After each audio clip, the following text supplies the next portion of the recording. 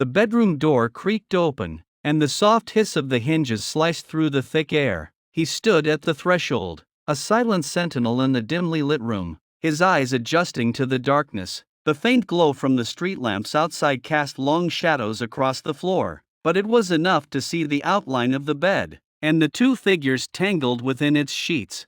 His heart pounded in his chest, each beat a drum roll signaling the end of his world as he knew it. He took a step forward, the floorboards creaking beneath his weight. The sound seemed amplified, echoing in the silence that followed. He watched as the figures shifted, the silhouette of limbs intertwined, moving with a rhythm that was all too familiar yet painfully foreign. "Mark," she whispered, her voice breathless and sweet. "Don't stop." He flinched at the sound of her voice, the warmth of it wrapping around him like a vice. His hands clenched into fists at his sides, nails digging into his palms as if the pain could ground him in reality. It wasn't Mark on the bed. It was David, his cousin, the man he had trusted, the man who had betrayed him. He took another step, his vision narrowing to focus on the scene before him. The sheets were twisted around them, revealing just enough skin to make his stomach churn. Her legs were draped over David's hips, her body arching towards him as they moved together. "Brianna," David murmured, his voice low and rough, "you feel so good." Her husband's breath hitched, the words like daggers to his heart. He felt sick, the bile rising in his throat as he struggled to breathe. How could she do this? How could they do this to him? He took another step, his foot catching on the edge of a rug. The sound was minimal, but it was enough to draw their attention. Brianna's head snapped up, her eyes wide as she saw him standing at the foot of the bed. "John?" she whispered, her voice trembling.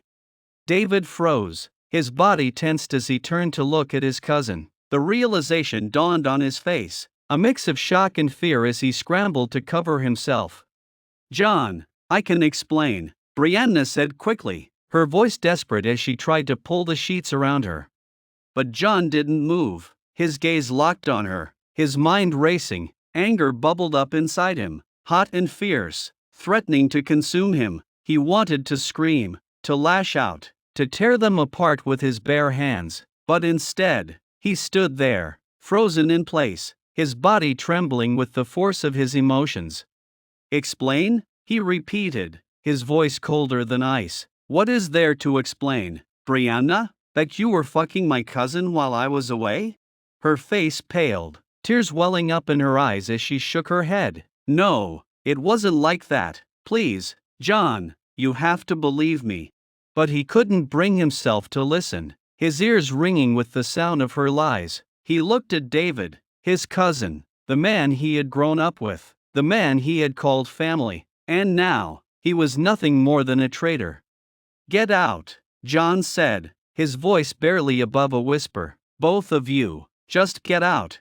David scrambled off the bed, grabbing his clothes off the floor and hastily pulling them on. Brianna sat up, her hands clutching the sheets to her chest as she looked at him with pleading eyes. "John, please," she begged, "just let me explain." But he turned away, unable to look at her any longer. "I don't want to hear it," he said, his voice hollow. "Just go." David hesitated for a moment, then grabbed Brianna's arm and pulled her towards the door. She resisted, her eyes never leaving John's back as she fought to stay. "John, please," she whispered, her voice breaking, "I love you." But he couldn't respond, his heart too shattered to form the words. He heard the door click shut behind them, the sound echoing in the empty room. Alone now, he finally allowed himself to collapse onto the bed, his head falling into his hands as he sobbed. Hours later, the sun began to rise, casting a pale light through the curtains. John still lay on the bed, his body aching from the emotional turmoil. He hadn't slept, hadn't eaten, hadn't done anything but replay the events of the night over and over in his mind.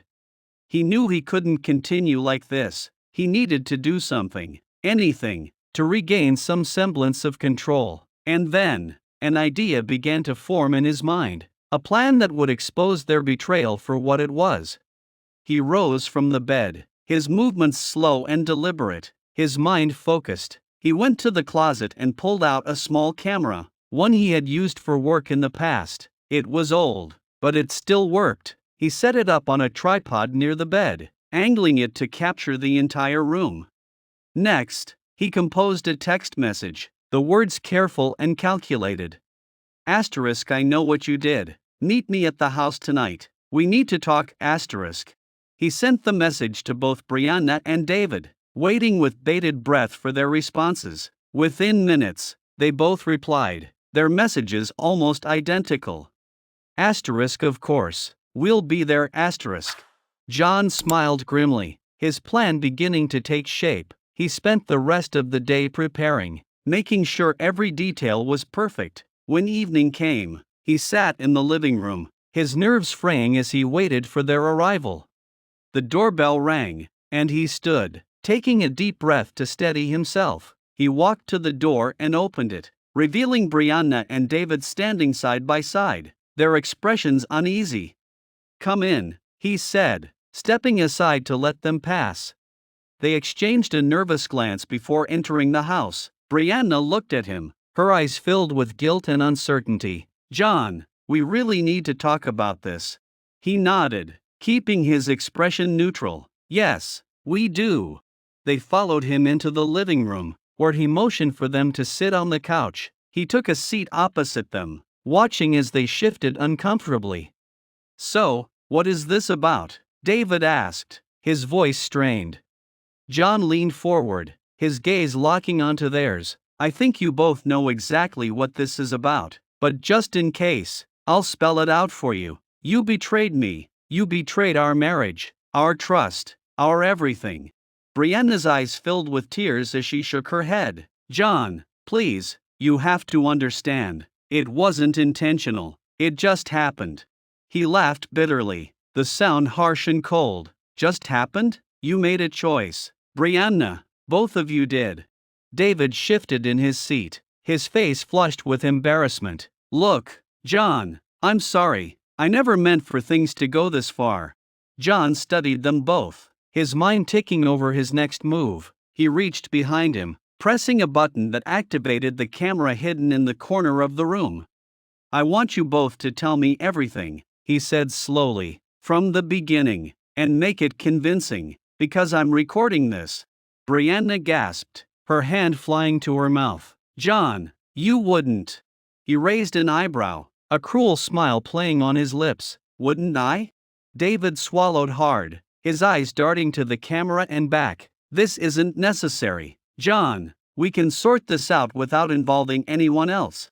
John leaned back, crossing his arms over his chest. Oh, I think it's very necessary. Now, start talking,